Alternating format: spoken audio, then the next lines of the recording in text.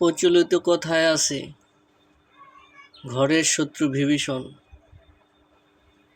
রাম পরাজয়ের পিছনে বিভীষণের হাত ছিল, নিজের ভাই জড়িত ছিল।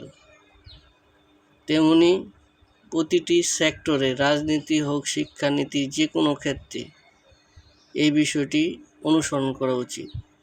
কোনো ইউনিয়নে ভূমিদস্যুতা, চাঁদাবাজ, স্ট্যান্ডের চাঁদাবাজি বিভিন্ন বিষয়ে দেখা গেলে ওই ইউনিয়নের স্থানীয় জনপ্রতিনিধি, চেয়ারম্যান, মেম্বার, যারা পলিটিক্সের সাথে জড়িত এবং ওই ইউনিয়নের শীর্ষ পর্যায়ে সরকারি কর্মকর্তাদের বিষয়ে তদন্ত করা উচিত।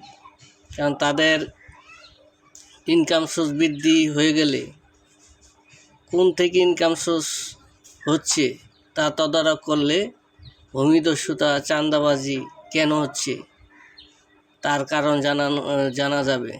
আমাদের দেশে যারা বর্তমানে রাজনীতি করে, বই পুস্তক, বিভিন্ন বিষয়, ইতিহাস যাই না, রাজনীতি করে না, তার জন্য বিষয়টা উপলব্ধি করতে পারে না কোথা থেকে আসলো। তাই এই বিষয়ে প্রত্যেকটা জনপ্রতিনিধি, বিশেষ করে এমপি মহোদয়ের যার এরিয়ায় নজর রাখা উচিত।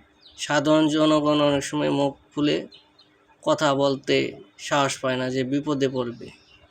আশা রাখি এই বিষয়ে সঠিক পদক্ষেপ গ্রহণ করবেন।